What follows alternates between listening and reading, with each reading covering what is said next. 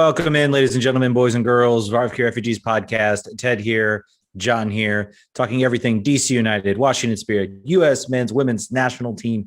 It's all here all the time. John, how are you doing, my friend? Yes, Gregory, I do have a beard now. Yes, he does. We're trading. We're only allowed one beard per show. So Ted is now in ownership of the beard. I am good. I'm very tired after last week. I don't know about you. I mean, I know about you. That was a RFK Refugees packed week, and we'll probably sort of wrap up on all that was and how we'll never do so many podcasts in 1 week again. But also there was soccer. Yeah, how many players? Yes, Gregory, I am from the darkest timeline. That's how this works.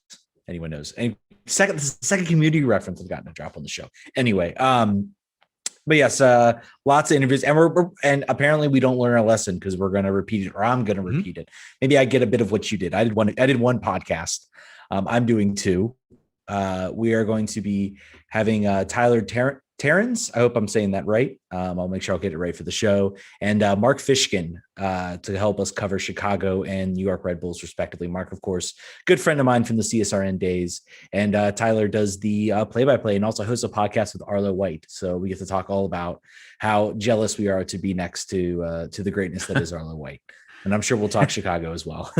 Yeah, I would lean heavy Chicago. I'm very curious to see how he takes that. Be like, yeah, no, he is great. He does smell wonderful. I love Arlo.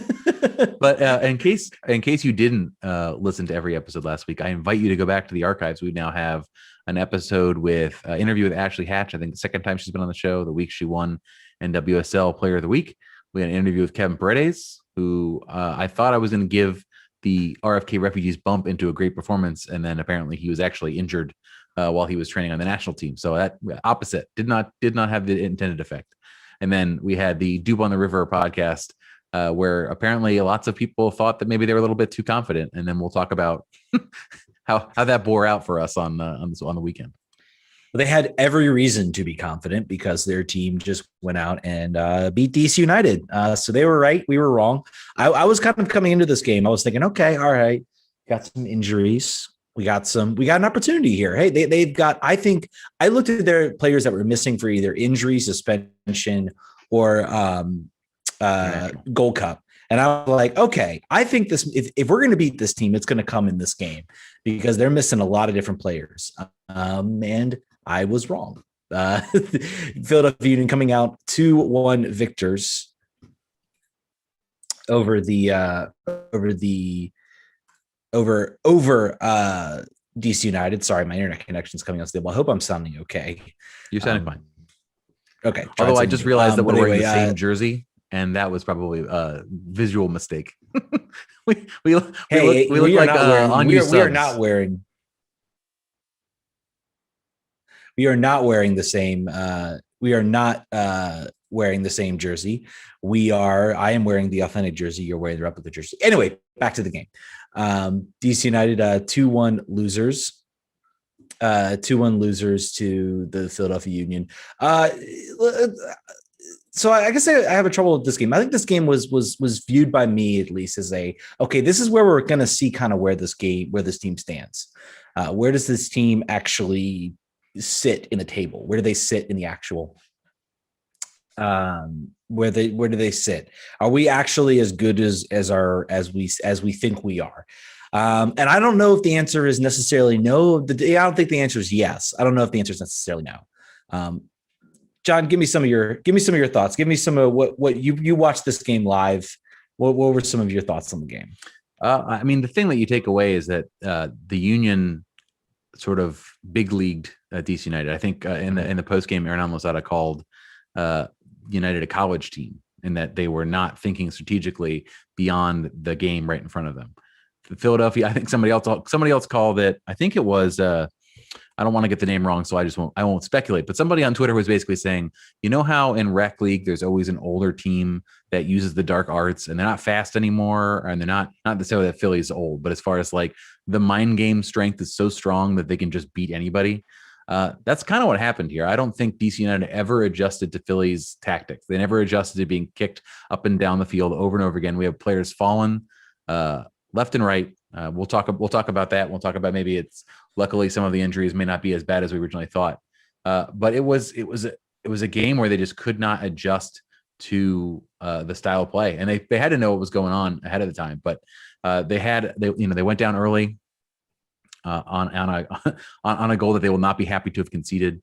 Well, let's start with the positive. The first 10 minutes were actually pretty bright for this team. I mean, they were getting attacked in soccer. You have Yamil Assad, and I want to talk about him because he probably had some of the best chances of the game, but I don't think he played a good game. And I'll get a little bit of kind of what I'm thinking about that. I don't want to say he played terribly.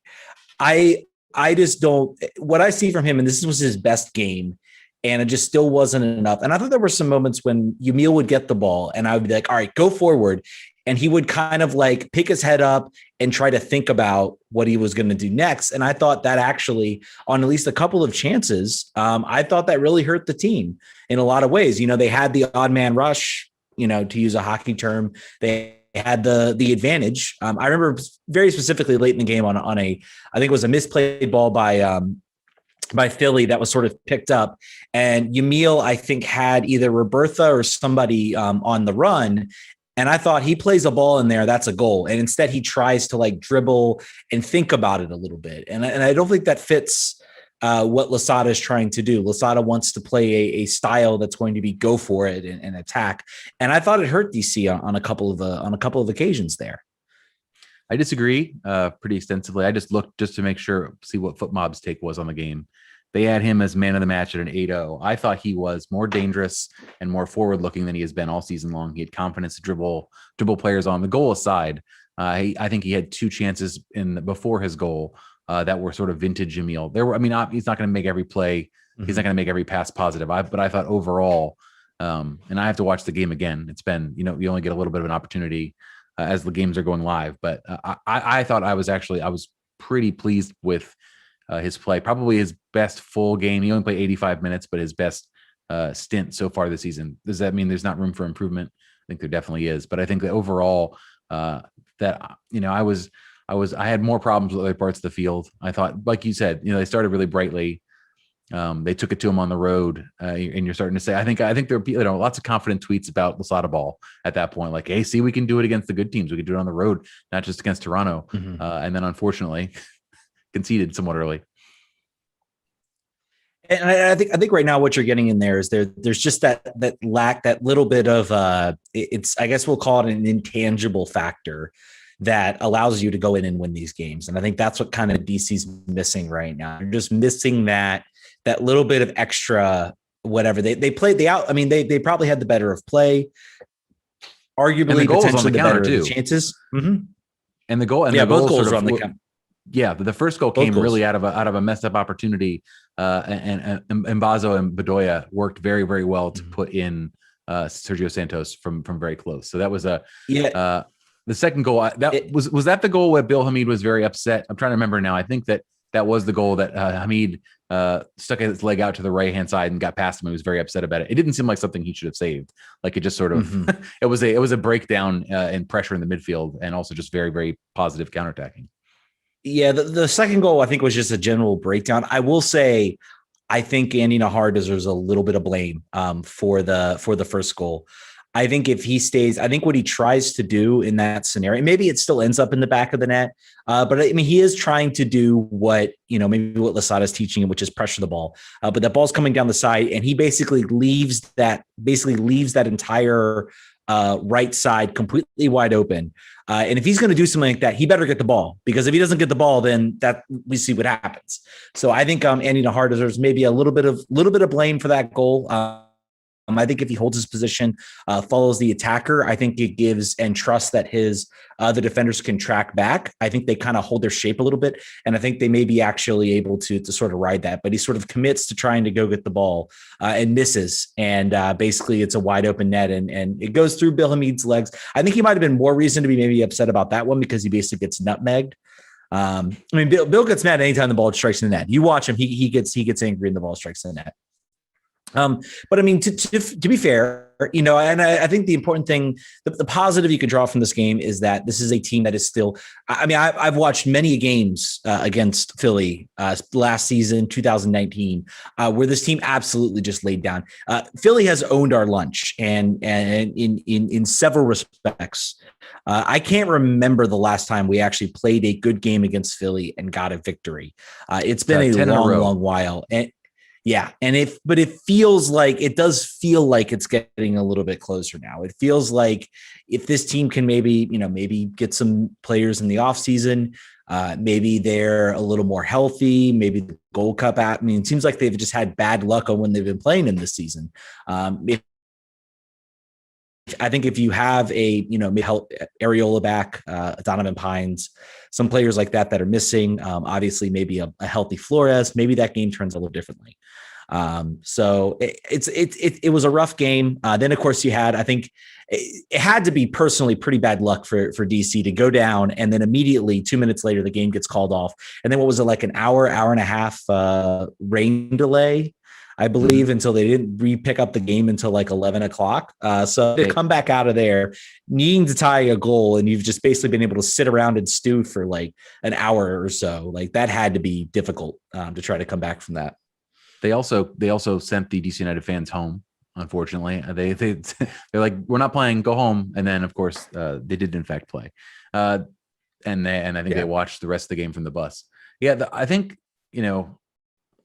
yes, they looked better maybe than they have in recent games. The challenging side there is that, Philly we just talked about how shorthanded Philly was also.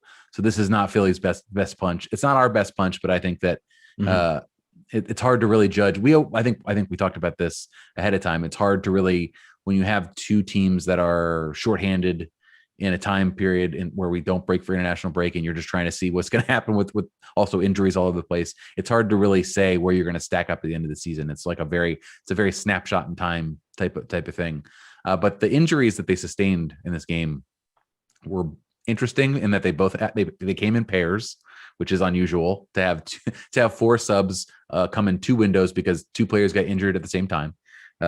Russell Canals was, I think I had man on the street. Angus Young was there looking at the players as they were injured. Russell Canals had his shoe off and his sock off, and he was limping off the bench. Adrian Perez took himself off the field while play was going on, and also had to be helped off. Also, I think additionally an ankle injury.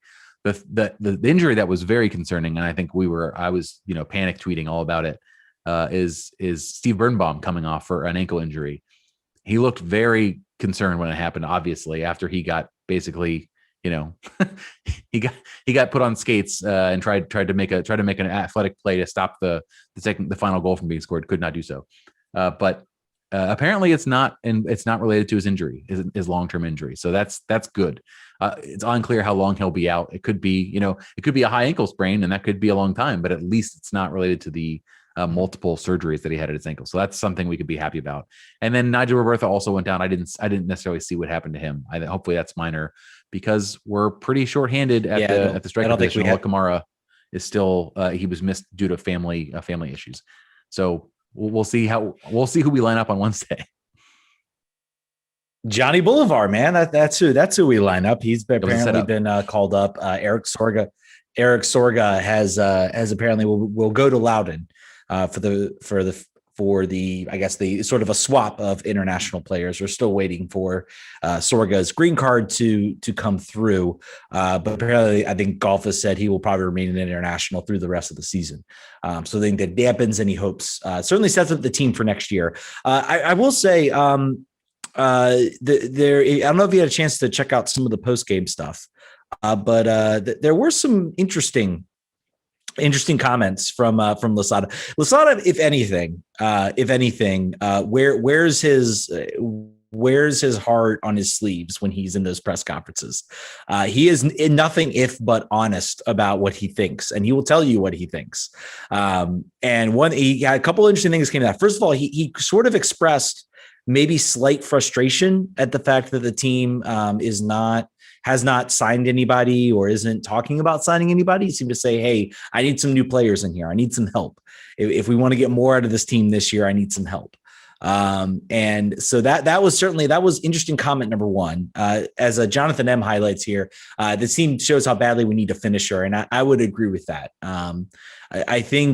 I think both Ola Kamara and Bertha can be serviceable, but if we want this team to really take it to the next level, they need to find somebody who can really, really consistently put the ball in the back of the net. And I think now that's almost proven. Maybe that's Johnny Boulevard. We'll see. He'll get his chance. I'm sure this game might even get his first start. But it'll be interesting to see kind of how he adjusts. He has looked really good in London, and he has looked really good in the games against. In the friendly games, but again, those aren't real matches, so to speak. But condolences. We'll see. Yes, you get Eric Sorga back though, right? Sarah Sorga can help out. We'll see. But hey, that's the nature. That's the nature. If Johnny Boulevard comes out and makes a name for himself, I'd say he'd be the first non-academy player to actually have something, have basically make a difference and sort of show the worth of getting those games and signing those players and putting them in the position. Because we've seen plenty of players in the past that have not been able to. To hold up to that. Second interesting thing also, he said he seemed to be pretty frustrated with the fact that Kevin Paredes came down with an injury. National team. I'm not sure maybe if he said anything at the time, but it seems to me like maybe he's maybe a little bit upset at the national team for what happened in that game. Take that with what you will. Take that with what you will. But yeah, any other thoughts you want to have on this game before we kind of wrap it up? Yeah, I mean, I think that this was it was a game in which I don't think we played exceedingly poorly. I think that things had things didn't go their way, and injuries really hosed them. I think that they were really in a position where any sort of tactical changes that they wanted to make, already shorthanded in center back, already shorthanded at the 9, were going to really hose them if anything went wrong, and everything went wrong. You had 4 injuries in one game. So I'm really interested to see what kind of team we can cobble together for a 2-game week, continuing to miss our international players. Donovan Pine's at least getting to play now for the U.S. national team, so at least it makes sense that he's gone. But there, I'm not too concerned about it. I think this tells you about where we're at and sort of like mentality. I think, as he made his college team comment, he sort of talked about the idea, like sometimes you have to be smart and take the point. So that's sometimes what you have to do. And to me, I'm wondering if he's making that point clear at halftime, or, shouting that out sort of to the team after the score is leveled, like, be conservative. You had the halftime to have that conversation. So if they really, if this is not the first time he said that, right? He's made that comment multiple times now about sort of being smart about the game state and not taking chances that you don't need to take. I think New York City FC was another opportunity for that. But we'll see. We got a really big chance. You got to get points against Chicago, even on the road. Yeah. New York, a tougher beat than Chicago, although Chicago has won some weird games, which maybe we'll get into in the preview. Like they beat Atlanta. I think they beat another team. They beat another team that they should not have beat. So you never know. They are an improved team, and I think this is going to be an interesting matchup, and almost I think a semi-trap game for this team, because I think we're seeing this team play well, but Chicago has also started to kind of put it together. E3PC says Morris struggles in this system, yes. And I think we've sort of talked about. I think the problem with Joseph Mora is that right now, if you want to play in Losada's system in that wingback role, you need to have really, really good offensive ability.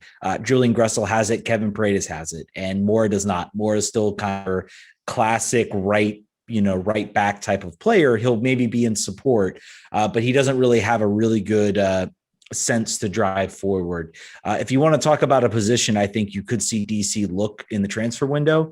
It could be in that role to bring somebody in. I think this might be, unfortunately, I think Mora may be seeing his way out after the season. I just don't know if he quite fits the system. And honestly, he might be a player if I am if I am Lucy Rushton, I'm looking at, hey, maybe he still would have some value. I could see some teams that maybe play a different style, a different setup where he might have some value if this team wants to open some transfer space and bring in maybe some different players. So he'd be a player I would say I would be at least shopping around because he's not that expensive.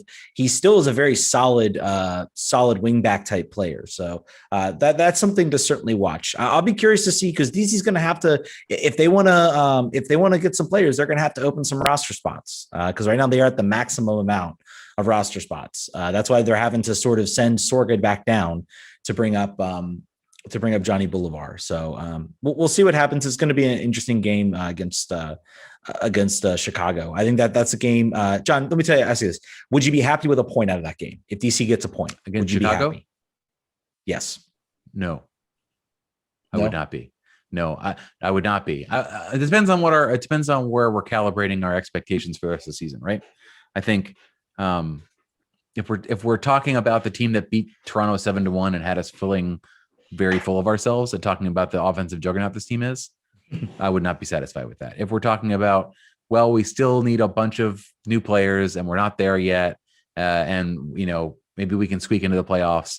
We have to sort of set our expectations in the aggregate. Now, you take one step back from that and look at all the injuries we just faced and say that this might be a cobbled together lineup.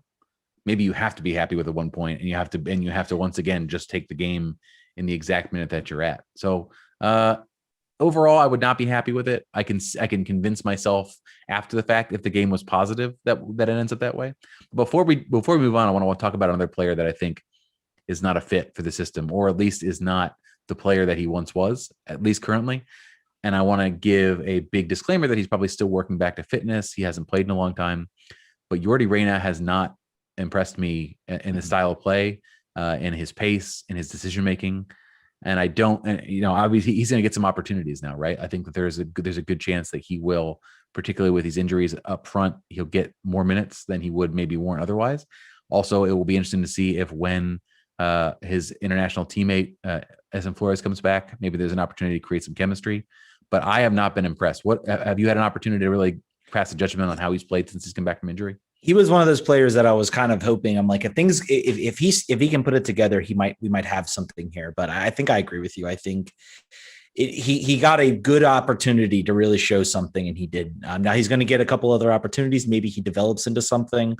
But I don't think he's a good fit. I mean, last season, he was essentially a emergency player when it looked like DC maybe still had a chance to make the playoffs. He was very much a emergency type player to sort of try to, the Utz and Buttle type signing who kind of like, we need something. Let's get him in there. And he's on 800K or something in that neighborhood. Well, so you just can't. I don't know what the trade breakdown is, but I'm pretty sure that probably Vancouver may be paying a portion of that salary. I have to think. I think last year, if we extended him, I think we got to look back in the archives, or if anybody is bored and wants to fill us out on chat. I believe the deal was they covered a portion of his fees in the year he came over. He was on an expiring deal. If we picked up his option, DC United would both pay the full freight and owe more money back to Vancouver for having signed the agreement. Or if they sold him, they could have done the same thing. So either way, I don't think either of us are happy with where he's put forward, but he's gonna get some opportunity here, I think, in the next 2 games. So hopefully he puts something together. He's playing for, probably that year. I'm guessing that option was for a year. So I imagine that this is the year. I think this was we didn't have anything else in the tank. Let's just pick up his option, pay the fee right now. He leased the solid option, and then we'll kind of figure it out. So I think it was worth it to give him that opportunity. And he's got an opportunity to show it now. Maybe he can work himself into the system. We'll have to wait and see. Also exciting. And then also we got Edison. Hopefully, go ahead. I was saying, hopefully Edison could come back too. I want to see. I'm a bit worried. I'm waiting for him to make his return. It was supposed to be on the 14th. He was supposed to play on that Wednesday, and he hasn't returned. So I'm getting a little worried about him. Yeah. Also exciting that Chris Udoyatsa makes the 18 for the first time in a game that counts this season. Also, Drew Skundrich, Mr. Andy Sullivan, has returned after a meniscus surgery and injury. So that's good from a depth perspective, particularly while this team is dropping like flies. I bet you that Mhm. Hernan would not have liked to get those players in very soon, but I have a feeling that he might be getting in a little bit sooner than maybe he wanted to. Although Kevin Paredes basically said that you don't get on that 18 unless you're 100% ready to play. So I could be wrong. It may not have just been numbers, but the fact when you have two backup goalies on your bench means to me you're trying to make numbers. that it's less about the options on your bench and more about we need to have some people here. Anyway, By the way, that game is now over. We've got an opportunity to make 6 points this week, and we'll see how we do. I think if this team can get 4 points out of this week, I think we'll call that a success. Yep, agreed. I think 4 points would be successful. Anything more than that, 4 or 6 would be 6 points would be fantastic. One thing I do want to say is, so we can talk about how struggling that game was, but I mean, can we just talk about the fact that DC United was the team that nailed their coaching hire when you look at the two other big money teams that have now had to fire their coaches. You talk about Toronto, and then you have almost like an identical situation happened in Atlanta. I do want to talk about this. This is crazy. This is a crazy nut story. And it just, in every sense of the word, it's unbelievable. So I don't know if you all remember too, but what Gabriel Heinze is doing, actually, DC had a similar thing happen in 2004 with 2005 or 6 or whatever with Peter Novak. Peter Novak got accused of doing the exact same thing, withholding water from players, doing all kinds of things. I mean, I guess in that era of soccer, you could get away with that. But this is sort of a new era. You have teams now that are literally designed to measure how hydrated players are. So, and apparently I forget the guy on Fox Sports has the story about this. It is incredible to me that a team like Atlanta, and I feel like Atlanta eventually they're gonna bounce back. But just to completely, I mean, they just struck out 2 coaching signings in a row, and this is a team that has literally every single resource. They have resources that Hernan Losada would desperately want, like the training facility, everything. They have all these resources, and they have just completely whiffed on 2 major coaching signings. Even I think the DeBoer signing looks like an incredible coaching signing compared to this Heinze signing. I mean, unbelievable. And just like, it was almost like they were like, oh, we need to go get a South American. They find this guy, they take him. They apparently this was something common too that happened when he was at Velez Sarsfield, where Yamil Assad spent some time. So, I mean, not even to call like Yamil and be like, I mean, even Lucy Preston was there, and Yamil said, hey, how is Gabriel Heinze? Maybe he trolled him. I don't know. But man, just a lack of research. I mean, this had to be well known. I mean, you call the former employer for a reason. I mean, just to absolutely whiff on the signing. Unbelievable. Just absolutely incredible. Yeah, you got to think that Bocanegra should be brushing up his resume, because you don't get to make. I mean, Darren Eales is also part of this. McDonough, the guy who was suspended, although I don't think he had much to say about this because he was mostly at Miami. But there's an issue there. And if I'm Arthur Blank and I'm signing these checks, I would say maybe we need someone that's more experienced. Maybe I made a mistake with Bocanegra, giving a young guy that had no experience in a front office and player evaluation this much rope. And obviously he hit it the first time, but since then it's been a real rough time. Joseph Martinez saying that this would be his last season, really, it shows you the player power he has on that team and with the fan base. That was kind of impressive to see. I think there was I would say a furor on DC United subreddit trying to figure out what it would take to get him to be traded to DC United. And I think the answer would be more than anybody would want to trade, but that's neither here nor there because that's not happening now. But yeah, I mean, that's a big whiff. They said, I saw somewhere on Twitter they're saying that in Velez, players had like eating disorders, like they wouldn't eat or drink because they didn't want to gain an ounce because Heinze was so like horrible about it, about like player weight and all that stuff. So that's whoops. Like you said, I don't know if that's something. It seems like it was known. Sometimes that's, something happens and then all of a sudden the stories come out of the woodwork and people were like, oh yeah, no one asked me, but I knew this and this and that. But either way, Atlanta is not the team they were a couple years ago. They still have the fan base they have who have rightfully demanded an improvement. And I'm curious what they're going to see here, both in the near term and then next year. Yeah, and it's just, I mean, they're basically, I think right now, probably, I mean, I don't know, maybe they aren't on DeBoer's contract anymore since he went to he went to the Netherlands to coach there. Talk about like a crazy story of falling up. That still is crazy to me that you can get fired from an MLS team and then go and coach the one of the more prestigious national teams in the world. But I mean, I think with Atlanta United, I do think in my opinion, if I am looking at possibly replacing the whole front office. Maybe they give them one more shot to find a coach. But I could see, I will not be surprised if maybe we see some heads roll higher up because this is embarrassing. It's also embarrassing because it almost sullies your reputation because they had a great reputation of bringing in, great talent. You had, the Miguel Almiron trade. They brought a lot of clout and they were able to bring in a lot of successful players. And then now it's like that one player you basically, shipped off to Saudi Arabia, the one that was supposed to be your real big payday. And then now you have this whole situation. You have the DeBoer debacle. I mean, all of it's just kind of adding up for this team. I mean, I think they'll right the ship. I mean, they got the money to do it, but it is something that's clearly embarrassing for the team. So yeah, we'll see what they do. They certainly are not boring, I guess you could say. So maybe that's what they have over us. They're not boring, even when they're a mess. They're not boring. Let's shift gears a little bit. Let's talk a little bit about the Washington Spirit. You had the pleasure of going out to Segra Field to watch them play against the New York, New Jersey Gotham FC. Is that what they're called? Yeah, it's a lot of words and letters. It's unfortunate. Yeah, but anyway, a crazy wild game. There was a red card inside 10 minutes. A lot of stuff going on. Give us some of your thoughts from the field. Yeah, I think it was a match that was very I don't know if you could predict the way it was going to go. Segra Field has its constraints. We've talked about it over and over again about not being able to water the pitch, sort of not really understanding what kind of game you're going to get. The only experience so far we have this season at Segra is the game against Chicago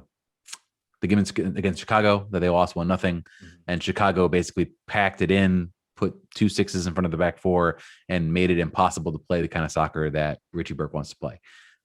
Gotham is a possession-oriented team, usually a conservative possession-oriented team in their optimum setup. That's sort of the way they're set up to play.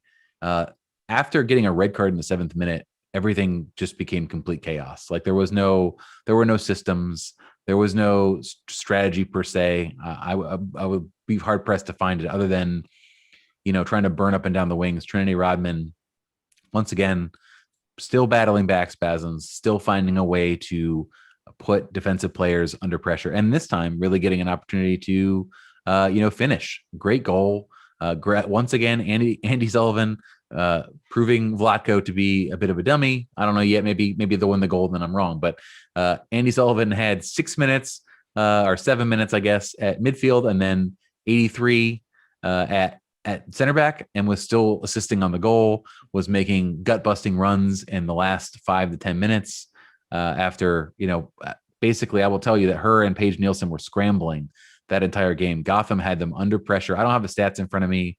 I don't even have the post-game stats, but I can tell you that Paige Nielsen, who at that point was not 90 minutes ready to go, at least judged by the high performance coach, had to play 90 because center backs were running out. And also, they had a red card in that position. She put in a shift. She was unfortunately near every goal or almost every goal that Gotham scored. And you could say, like, if you look at it in slow-mo, you think maybe she could have done more. But other than that, other than the goals, she was literally, a tackle machine. She was throwing her body around. She was taking abuse.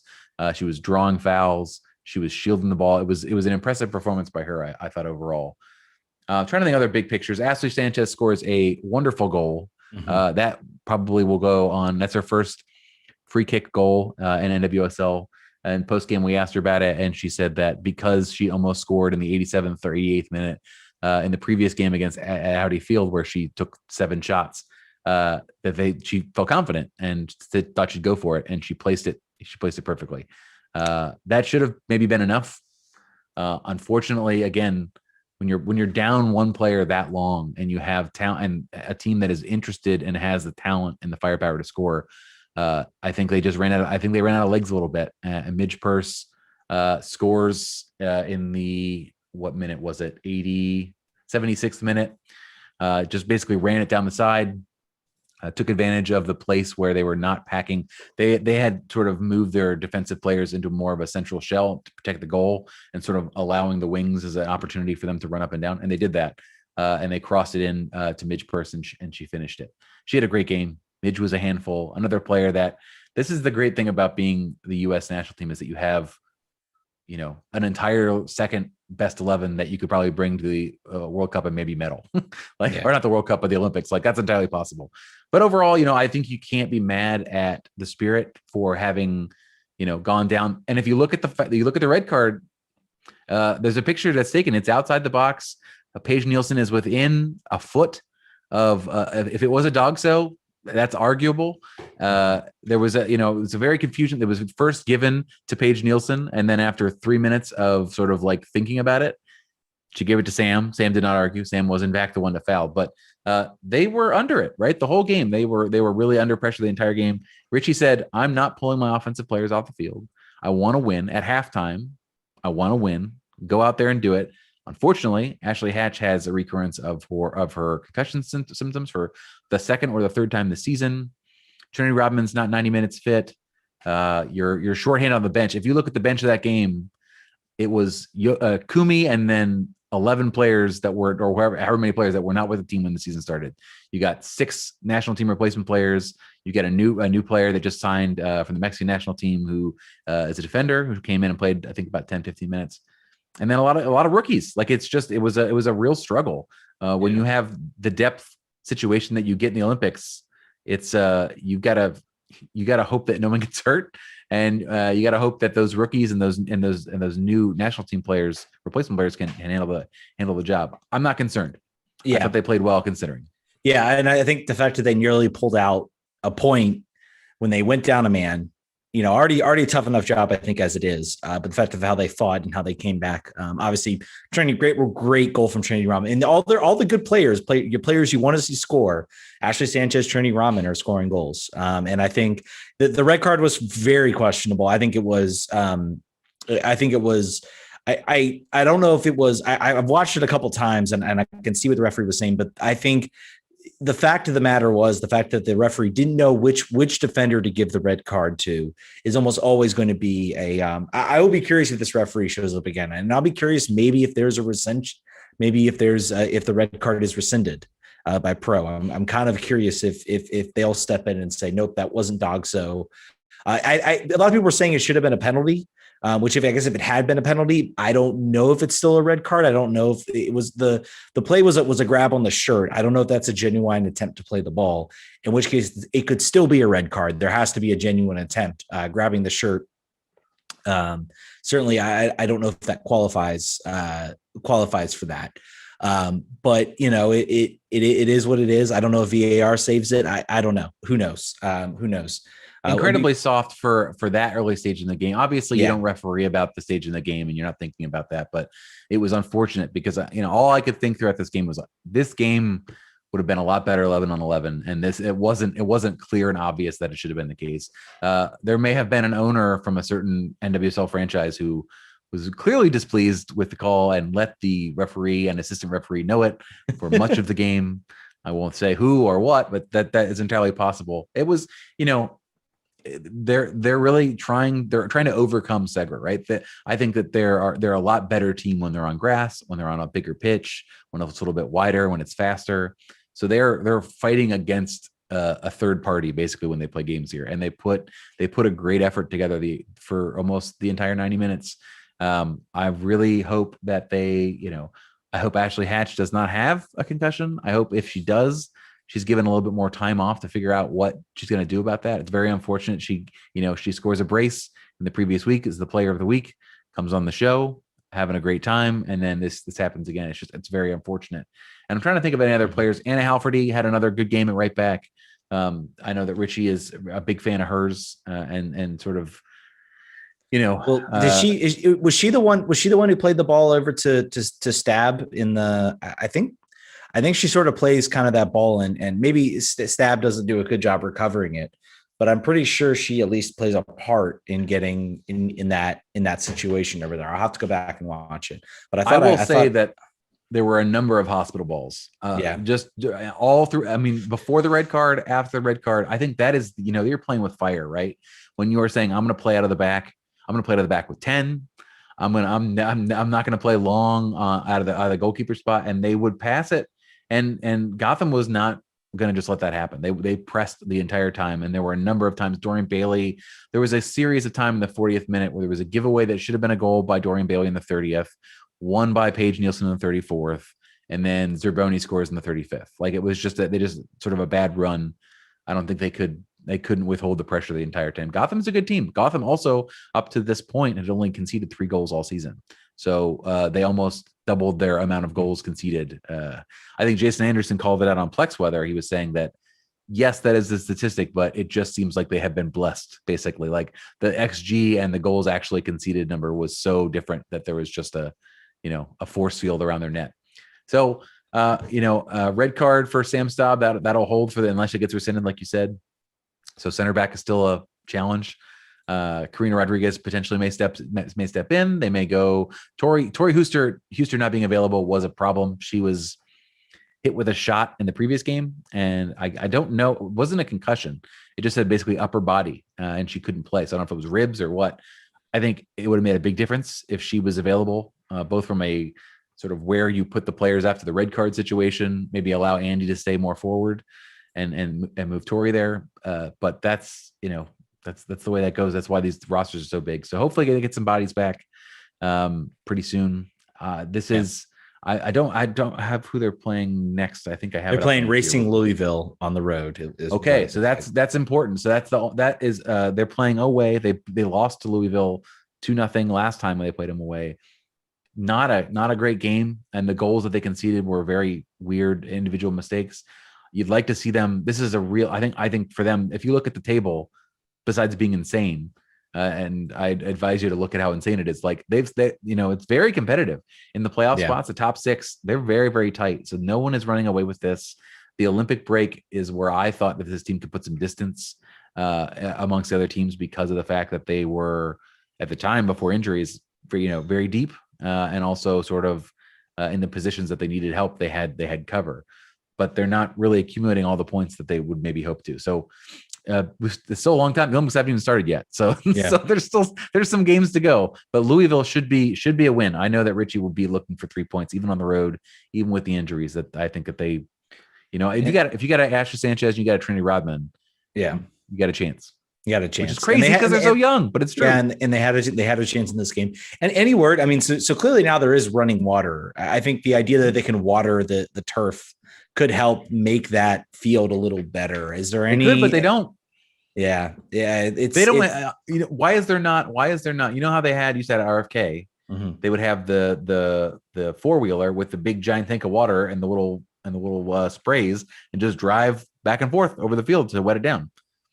Why not do that? They could do that. That's a thing you can bring with you, but they don't do that either. So it's a very I don't want to say it's a second-class citizen situation over there at Seger, but it feels that way. When you have sort of the basic needs not being addressed in that way for the field, that affects the gameplay. It's upsetting. I want them to play all their games at Audi Field. I like driving out to Loudon. My car didn't like it because I was whipping around corners like I was in the Autobahn, and I got off the check engine light. So my bad. But they need to play.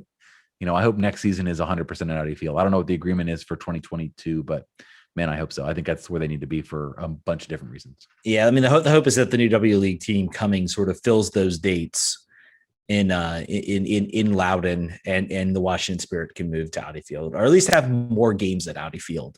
So I don't know. It is what it is. The situation. I think DC deserves certainly a little bit of the blame for not having things ready. It's taken an incredibly, even with the pandemic, I feel like everything we should have a training facility by now. I feel like there are teams that have stood up a training facility quicker than what DC, and there isn't any issue like DC building in the city. It's Loudon. There's nothing but like grass and dirt, and you just have to, build. I don't know. I don't know all the details. I'm sure if someone came on the show, no, there's all these details and everything. But I feel like there's a lot of things a lot of things going on with this team. Spirits still play at I think, the auxiliary RFK fields. I'm fairly certain. And Audi, because they're waiting for the DC training facility to be done. The DC training facility, it looks from the outside, is done. It's all interior work now, so there should be nothing stopping them. I think that you know that it's bad when I'm talking to Spirit players and I'm like, hey, you're supposed to get it this summer or this fall, and they're all like, yeah, whatever, whatever you say, man. We'll see when it actually happens. But it should be soon. A lot of those players live out there. Most of them live out there. Yeah. Kim says, dollar signs. Maybe so. I mean, when I was looking at Segra Field from where the no press box is, through no fault of any with this, Jordan, if you're listening, this is not a criticism of you. The fact that they did not build a press box anywhere in the facility is so strange to me. Whenever, like, my high school football stadium has a press box, you just stick a trailer on top of the top deck of the last row of the bleachers, and then you have a press box. It's not crazy.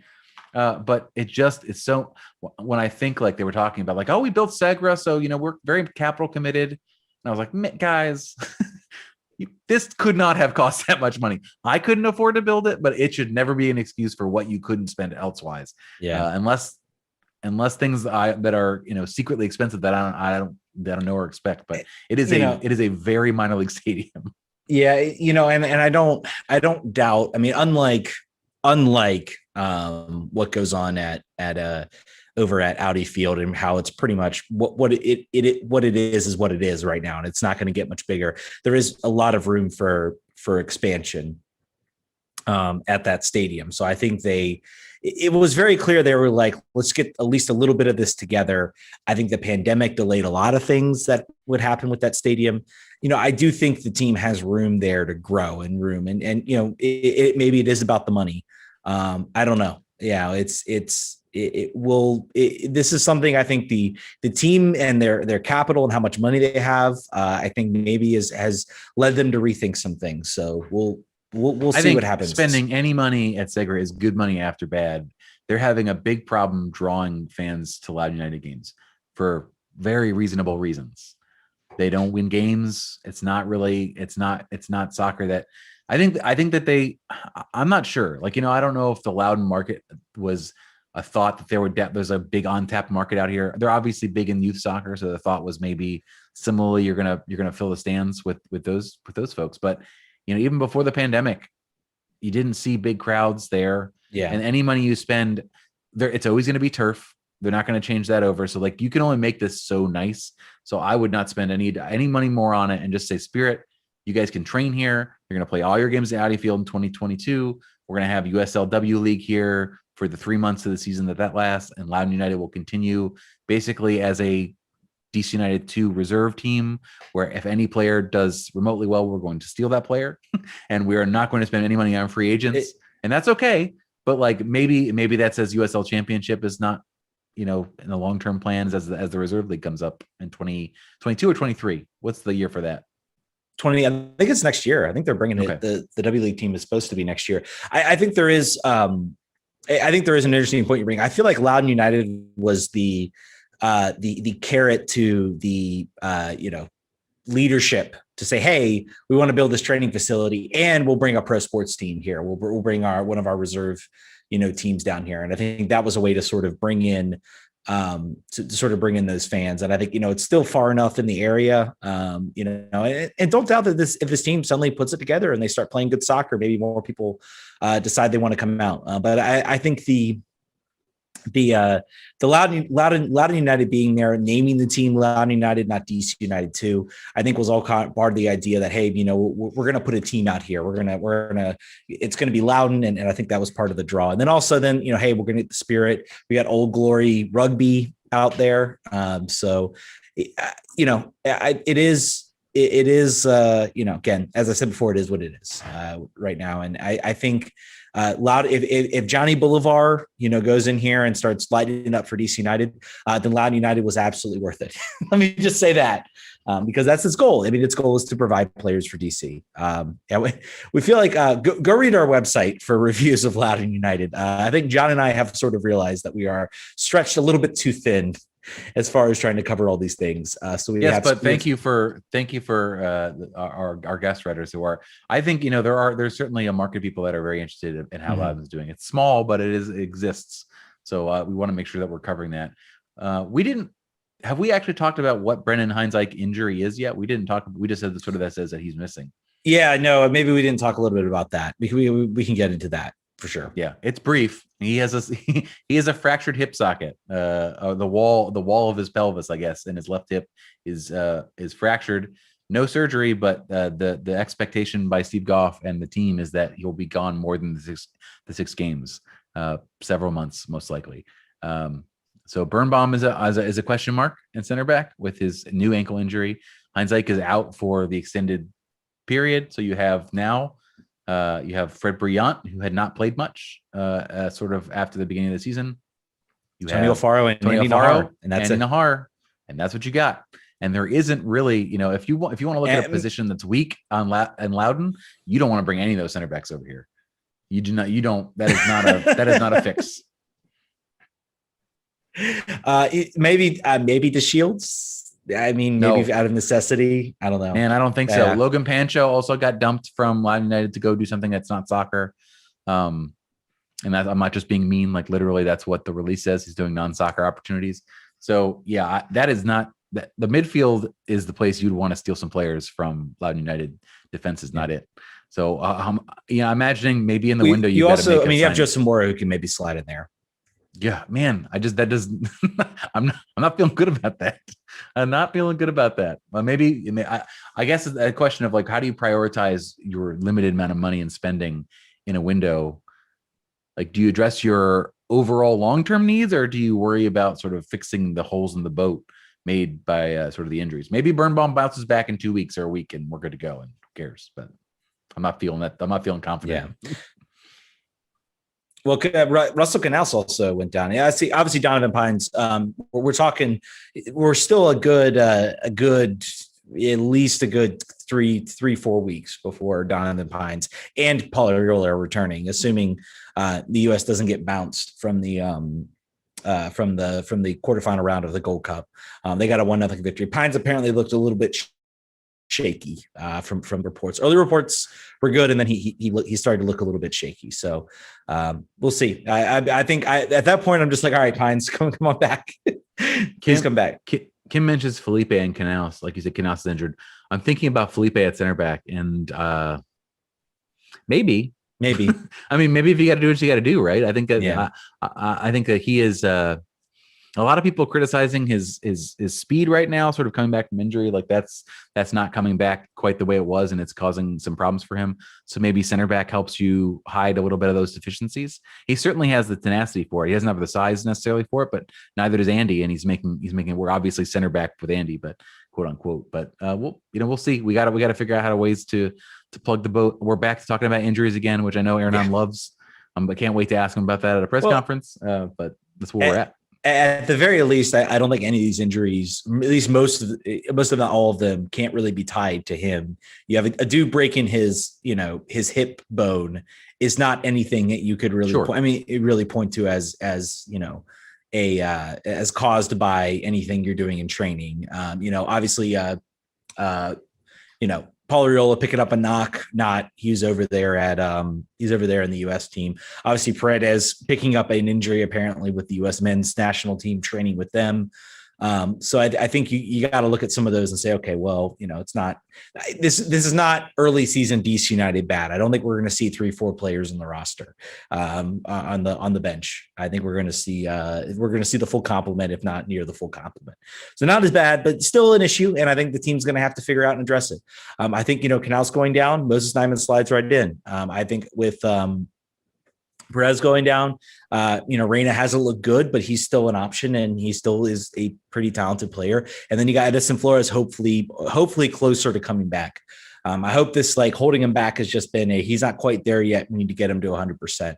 And you still got options with Roberta, and maybe Kamara's back by Wednesday. So Roberta injured. We'll see if he's available. This is not the situation with DC where players were going down and you're like, oh man, there's just no one. Who are you going to throw in there? at that point. So I think this is definitely a different team with a little bit more depth. And we'll see what happens in the transfer window. So being tested, definitely. Absolutely. This is the first time it's being really tested. I think. Well, that's not true. Earlier in the season was also that. This is not quite as bad as that. I think you would say that's basically what you're saying. I think this is a test because expectations are a little bit higher. Early in the year, we were like, who knows what this team's going to be like? I mean, we don't know anything about what this team is going to do. And then I think, with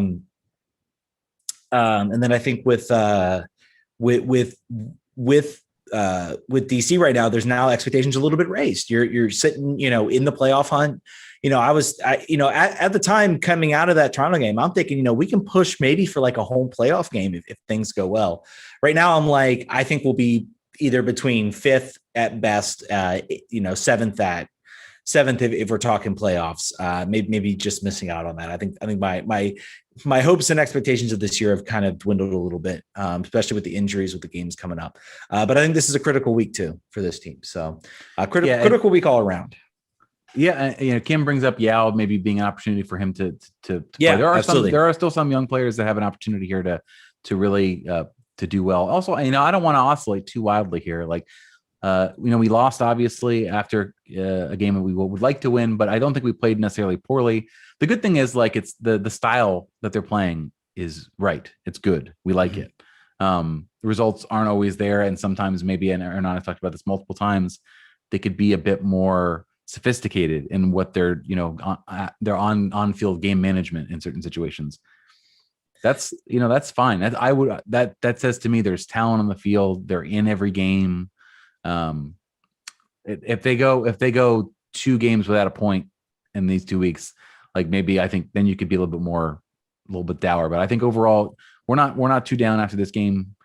We're just down that they beat the crap out of the players so much that we're gonna have to that Drew Skundrich might be starting after a long layoff right away. I mean, I come back to this and I say Hernan had a say in maybe 1 or 2 players, if that. And Brendan Hines-Ike was one of them, and he's been phenomenal. Brendan Hines-Ike has been one of them. Roberto's been solid. Roberto's been the other one. He's been solid. I think he's been better than I expected. So I think it's worth to look at that and say, this is the start of something. This is not the conclusion. If we were year 2 or 3 in this, maybe we'd be a little bit more worried about what's going on. But this is year 1, and already you can see that Hernan has gotten more out of this team than a lot of people thought. He's gotten people to buy in, and I think that's important. It's building a culture, and I think he has done that. He is starting to do that in a lot of ways to sort of build that culture. So hopefully that continues. A lot of ways to go. And again, when we have some options, we'll see what happens. All right, y'all. I think that's going to do it for the show. We're going to have a lot of game previews coming up for you. May have some other more surprises for you. We're going to keep the content coming thick and heavy. So definitely check that out. We're probably going to just drop them as it comes out. We're not gonna. Maybe we'll drop it for the patrons. Patreons will get it early, no matter what. Make sure that if you like getting the stuff right away, that's really that's when we try to figure out what can make it worth your while. Other than you just wanting to support the show, which we appreciate, particularly on the backs of a 4-episode week. We very much appreciate your support. But that's the idea, is that we can give it to you as soon as you want. Do you really want to have an episode basically every day of new RFK Refugees content? Too bad. You're going to probably get it anyway. And if you are a Patreon subscriber, you'll get it even sooner. You'll have it almost the instant it comes off the assembly line. So I hope you like that. And also thank you for everyone joining us on Twitch and everywhere else that you're joining us. That is, Twitch is our official, unofficial preferred platform for a number of reasons that we'll get into hopefully as soon as next week, maybe the week after. We're also looking at potentially trying to co-stream an NWSL game. The Cooligans did that yesterday. I think it would be something really fun for us to do. Particularly as it's an away game, and I think there's a little bit of a run of away games. So my family will see me on weekends. I will not be running out to Segra or Audi Field every weekend. So I'm pretty excited about that. I think that might be a fun opportunity for us to all watch the game together and have an opportunity to, make it a thing, like what we would do in person. So if you're listening to this episode on Tuesday, make sure that you're following us on Twitch, twitch.tv/RFK Refugees. Yep. And anywhere you want to follow us, obviously listen to the show. By the way, I don't know if it's a Patreon subscriber, I do want to drop, you get your own private RSS feed. So you get, when the shows come out, as soon as I'm editing them, they go right up onto onto that private RSS feed. So go to the patreon.com. They've got some directions on how to get that filled out. So definitely check that out.